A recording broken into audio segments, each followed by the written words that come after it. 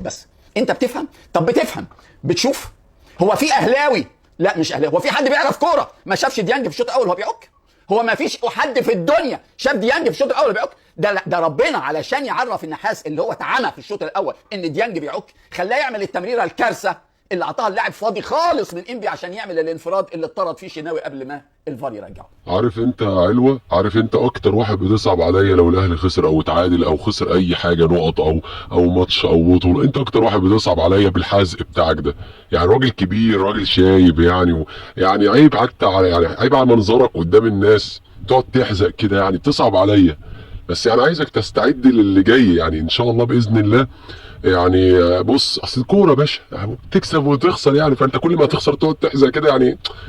خلي بالك ما عادش فيك بني ادمين، ممكن في لحظه تنقرض، فيعني اهدى شويه. ده لو اعمل بصيره واعمل بصر واعمل قلب واعمل واعمل كل حاجه يستبدلوا بين الشوطين، ما استبدلوش ونزلوا شوط تاني علشان يديله على دماغه بالبينالتي اللي اتحسبت، عشان يدي عماد النحاس يقول له انت ما تستاهلش تكسب، انت بالغباوه اللي فيها دي ما تستاهلش تكسب ابدا ابدا، واللي هيخسرك هو اللي انت حطيته بغباوتك في الفرقه. جالك مروان عطيه، خلاص العب بمروان عطيه. ليه الاثنين؟ انت بتلعب ريال مدريد، ده انت بتلعب فريق في الشوط الاول ما عداش خط الوسط، ده انبي في الشوط الاول ما عداش خط الوسط، بتلعب فريق ملوش شوطه في الشوط الاول باثنين ارتكاز. هو في جبن كده؟ هو في خوف كده؟ هو انت خايف من ايه؟ انت ايه اللي جرالكم؟ النادي الاهلي ما كانش كده يا جماعه، النادي الاهلي ده كان نادي بطوله ونادي جراءه ونادي شجاعه. النادي الاهلي والله يعني من اكتر الكلمات اللي بتضايقني وبتغيظني كلمه اصل ما كانش كده وبتاع بطولات وبتاع. يا عم ما كل الدنيا كلها بتاخد يا عم بطولات وبتخسر عادي يا عم. وفي بعضين يعني وبعدين عمال تقل ادبك على الراجل، واعمى وعمي والاعمى واللي مركزش واللي ما بيفهمش. يعني اولا يعني احنا مش عارفين يعني مش حاجه جديده عليك ان انت تبقى قليل ادب يعني عيب على شيبتك، ده مش حاجه جديده عليك. ثانيا يا عم الراجل غلط، يا عم مدرب وغلط، ايه المشكله يعني؟ تقل ادبك عليه؟ هو ارهاب يا جدعان ولازم اكسب بالعافيه يعني؟ نسيت اصلا، اتعودت على القصه دي. معلش يا علوه معلش. المباراه عباره عن اشلاء، والله العظيم اشلاء، ما في حد عارف يباصي لحد، ما في حد. انتوا بتدربوهم ولا بتعملوهم ايه؟ وبعدين لعيبه خلاص، لعيبه خلاص جايه النادي الاهلي تبطل، جايه النادي الاهلي تعمل قرشين وتبطل وتعتزل. انتوا شفتوا اشرف بن شرقي لما نزل؟ ولا فارق مع الماتش، ولا كأن الاهلي متعادل، ولا كأن انت نازل عشان تصلح، ولا ليه، ولا مهتم خالص خالص، ولا ذره حماسه ولا ذره اهتمام، والكره تضيع ولا فارق معاه، ما يولعوا، انا مالي ومالهم، انا جاي اخد قرشين وماشي. وافشل للناس عايزاه يلعب، نزل علشان يكمل البهدله ويكمل العك ويكمل كل حاجه غلط. ومدرب ما هوش عارف ينظم الفريق. انت بتلاعب فريق ضعيف بس منظم، فريق انبي في بعد ما التعادل هو اللي اخطر 1000 مره، فريق انبي والنتيجه 1-1. الشناوي عامل انقاذ معجزه معجزه، والولد مضيع جول براسه من مسافه 3 ياردات، وهدف الحمد لله انه تسلل اتلغى، الحمد لله ان تسلل، وليهم 10 العاب خطيره جدا، بس هم خلاص كانوا فرحانين بالتعادل. انتوا ايه؟ هو في مدرب عاقل يبدا بديانج ومروان عطيه ضد انبي؟ هو انت يا عماد يا نحاس خواف كده؟ هو انت جبان كده؟ انا ما كنتش اعتقد انك جبان كده، ده انت طلعت اجبن من كولر واجبن من ريبييرو. ده انت عد معاه بقى يا باشا الغلطات وقله الادب بتاعته، ده كالعاده بقى ايه يعني، كل ما يحصل تعثر او يتغلبوا ماتش قله الادب بتشتغل بقى يعني. قال لك جبان، ما بيفهمش، خواف، مش عارف، اضعف من ريبيرو واضعف مش عارف من مين. بكره لو لعب دوري ابطال وكسب له ماتشين ثلاثه يبقى جامد. بص، جامد فشخ، جامد، بس جامد احلى كل حاجه في الدنيا. وده نفسه اللي بيحزق ده حزقولنا ده هو اللي هيطلع يقول عليه كده. استمرارك ماتش واحد ضرر وكارثه على النادي الاهلي، انت هتكمل طبعا هتكمل، ما احنا مش هنغير كل يوم مدرب، بس خلاص انت رايح ماتش سيراميكا ما خسران قبل ما تبدا الماتش، قبل ما تبدا الماتش رايح ماتش سيراميكا مسلم النمر بالغباوه اللي بتعملها فيه. النادي الاهلي خلاص يا جماعه، النادي الاهلي لعيبه ولا فارق معاها الكوره ولا فارق. بصوا محمد هاني عمل الجول اللي احنا جبناه حلو قوي قوي، الكوره جات له راح موقف وعلى طول جت جول. طب لو انت عندك ذره فهم، عندك ذره عقل يا محمد يا هاني، انت لما لعبت الكوره على طول جت جول، طب ما نلعب على طول؟ ابدا، هي الوحيده اللي لعبها على طول. بعد كده تجيله الكوره يوقف الكوره ويقف على اهلها ويستنى 3 سنين ويمرر. يا ابني ما انت لما عملتها من اول مره جت جول، يا ابني ما تتعلم، يا ابني ما تفهم، يا ابني ما تعرف، ولا تقول لمين ولا تقول لاي حد. انت لو تشوف الكره اللي بعد الجول على طول، احنا تقدمنا 1-0 دي 34 الشوط الاول، بعديها اللعبه اللي بعديها على طول الكره جت لمحمد هاني. عارفين عمل ايه محمد هاني؟ احنا اول ما تقدمنا 1-0 راح حاطط الكره واقف تماما، واقف ولا عايز يلعب ولا عايز يشوط ولا عايز واقف، خلاص عملت اللي عليا وصنعت الجول و1-0 100 سنه وفل، والماتش كده خلاص، لسه فاضل يا ابني اكتر من ساعه ونص على الماتش. عندنا لعيبه خلاص شبعت وفقدت كل اهتمامها بكرة القدم، كل اهتمامها بكرة القدم. مين في الفريق النهارده عنده دم؟ مين في الفريق النهارده عنده حماسة؟ بسم الله الرحمن الرحيم. الإجابة كابتن بلنتيزو. وبعدين الجول اللي جابه تريزيجيه جول حلو الحقيقة، ضربة راس جميلة ومتقنة وفيها كل حاجة، إنما مبوظ اللعب تبويظ غير طبيعي. كل الدنيا عارفة إنك لاعب كبير، وكل الدنيا عارفة إنك قيمة، إنما القيمة تكبر بزمايلك، القيمة تكبر بفريقك، القيمة تكبر بالعمل الجماعي، القيمة عمرها ما تكبر بالأنانية اللي أنت عايشها. كل كرة عايز تاخدها وتفضل ماشي لغاية ما الدنيا تخلص. يا ابني أنت بتلعب مع 10 لاعبين، يا ابني ده فريق.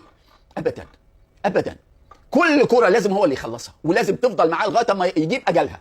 طب ما انا عندي اقتراح حلوه يعني، ما تكلم مثلا حبايبك في النادي، يعني شوف بقى يعني مثلا اللي يوصلك بيهم، لو مالكش انت اي اتصالات او اي علاقه بيهم، يعني ممكن تكلمهم يعني يشوفوا لك حل في تريزيجيه وفي زيزو وامام عاشور ويخلصوك منهم، وتبدا تتفرج بقى على الاهلي اللي انت بتحبه بقى، اللي انت بتحبه، فاهم؟ خلصوهم بقى من الناس الجامده او الناس الضعيفه دي، قصدي اللي جبتها بمليارات بتترمي على الارض كده عادي زي الرز.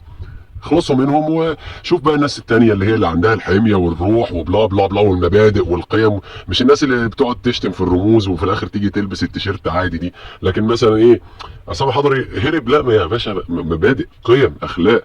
لكن واحد شتم رموزنا عادي، ما هو اعتذر، فاهم؟ فيعني شوف لك حل يعني، انت اكيد ليك اتصالاتك برضو انت، ها لما نشوف. محمد شريف عطاله واحدة خلصة مخلصة، والنتيجة 1-0 ولسه في أول الشوط الثاني، حطها في السماء. اول ما ضاعت اقسم بالله اول ما ضاعت عرفت ان احنا مش هنكسب. احنا النهارده بعد 5 ماتشات كاسبين ماتش، متعادلين 3 وخسرانين 1. وايه، وللاسف ما لعبناش ماتش كويس، وللاسف ما عندناش مدرب. مش ريبيرو وارتحنا، جه اللي قلع منه واللي اغبى منه، وزيزو زهقوه في الكوره. بقول لك اهو، زيزو خرج مصاب وهو زهقان من الكوره. اللعبه اللي اتصاب فيها زيزو، الكره اتقطعت جوه ال 18 بتاعت النادي الاهلي من تريزيجيه، جرى زيزو وتريزيجيه 2 على 2. تريزيجيه ماسك الكره لغايه ما وصل لخط ال 18، زيزو كان على يمينه ويديها زيزو بقى انفراد 100%، بس شاط اناني، ما بيلعبش غير لنفسه، بس عشان كده ربنا ما كرموش بالجول. عارف لو طلعنا كسبانين بالجول الجميل اللي جابه، كان خد سوكسيه وكان اسمه ارتفع وكانت الدنيا هللت له. ما يستاهلش حد يهلل له، ما يستاهلش نكسب بجول هو جابه، لان هو اناني وهو ما بيحبش الفريق، هو بيحب نفسه بس، ما بيحبش يعني ايه يلعب لزمايله، ما يحبش ان زمايله يجيبوا جول. وصل الناس النهارده الى ان خلاص صدقت وامنت انه اناني 100%. طيب يعني حتى تريزيجيه ما سلمش من اتهاماتك ان هو ما بيحبش الفريق؟ يعني حتى شككت في اهلاويته وانتمائه للفريق، شككت في عماد النحاس، شككت في ذكائه، شككت في شجاعته، جبان ومش عارف ايه، من تعادل يعني ماتشين 3 منهم عماد النحاس هو ماتش واحد، يعني الباقيين كانوا مع غيره. تخيل يا مؤمن يا مسلم او ايا كانت ديانتك، يعني الاحترام لكل الناس، يعني تخيل ان رياضه تنافس، تكسب تخسر، كل مره بقعد اقولها، كسبت ماتش انت احسن واحد في الدنيا، خسرت ماتش او اتعادلت ماتش خسرت نقط انت اسوأ واحد في كل حاجه. تخيل دي العقليه اللي بتشجعك، تخيل دي العقليه اللي بتقعد في مدرج، او العقليه اللي عندها ابن بيقعد في مدرج، او اخ او اخت او ايا كان. تخيل دي العقليه اللي عندها اكونتات على السوشيال ميديا بتحرك ناس. تخيل خسرت هتتعلق لك المشانق، اتعادلت تتعلق من قفاك. ازاي انت غبي، انت ما بتفهمش، انت اناني، انت كذا انت كذا انت كذا. كسبت انت اجمد واحد في الدنيا، مفيش حاجه اسمها يعني عقل. انا ممكن اكسب وانا وحش، ممكن اكسب وانا سيء، وممكن اخسر وانا كويس. يعني كوره يا جماعه، انتقد باحترام وانتقد الحاجه اللي فعلا المفروض ان انا مثلا ايه، الحاجه اللي يعني البينه، مش في الرياضه يعني ان انا لازم اكسب فيها. مفيش حاجه في الدنيا اصلا فيها مكسب، بس كل حاجه في الدنيا معرض يا عم. الانسان بيخسر عمره، الانسان بيموت بيفنى، يعني انت فاهم قصدي؟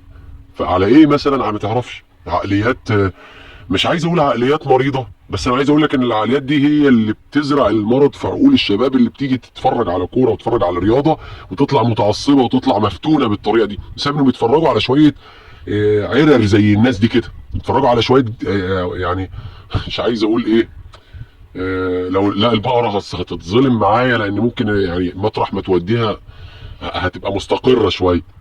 اتفرجوا على شويه محرضين زي كده، انت فاهم قصدي؟ انا مش عارف الناس دي هتقابل ربنا تقول له ايه. يعني انت بتطلع بتحزق كده لما يشوفك واحد من مشجعين مثلا من مشجعي الاهلي متعصب او منتبه يحب النادي زياده عن اللزوم، يشوفك عمال تحزق كده وعمال. تريزيجيه الاناني الطماع اللي ما بيحبش النادي، عماد النحاس الجبان، الجبان اللي ما بيفهمش، اللي مش عارف ايه، ده لما يروح مدرج هينده على عماد النحاس يقول له ايه؟ هينده على تريزيجيه يقول له ايه لما يسمعك كده؟ وتيجي تقول لي اصل يعني انا تبع مش عارف مين، انا بقول قال الله وقال يا عم، يا عم ارحمونا، ارحمونا انتوا. انا مش يعني مش هزكي على ربنا حد، بس انتوا يعني حسابكم يعني مش عارف هيبقى عامل ازاي. ربنا يعني يا رب يهدينا جميعا، يا رب يا رب يهدينا جميعا. لكن ايه ده؟ ايه العقليات دي؟ يعني ده المفروض مجلس اداره الاهلي مثلا لو يعني لو ناس فعلا بقى يعني يعني بص حريصه على استقرار الرياضه في مصر واستقرار النشاط الرياضي، المفروض يطلعوا يعني ايه ينددوا بحاجه زي الاسلوب القذر ده اللي بنسمعه منك. يقولوا لا احنا ده ما يعبرش عننا، ده مش صوت مشجعي الاهلي، ده كذا ده كذا. لكن ما تعرفش ساكتين ليه؟ يعني برضه علامات استفهام عجيبه غريبه. يا عم اقعد احزق بقى عمرك كده كله، كل ما تتغلب لك ماتش ماتشين اطلع اقعد احزق بقى، وبقى اقعد تتكلم بقى كلام ملوش لازمه. يلا يا عم مش مشكله.